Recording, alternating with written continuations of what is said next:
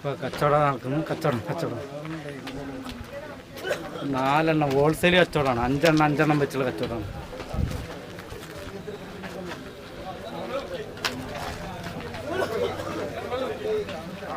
പൊടിവാറ്റി കച്ചവടമാണ്. ഇപ്പോൾ കച്ചവടമായി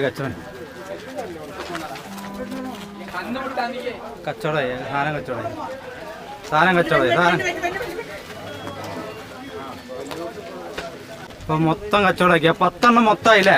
മൊത്തം കച്ചവടം 10 എണ്ണത്തിന് മൊത്തം കച്ചവടമായി.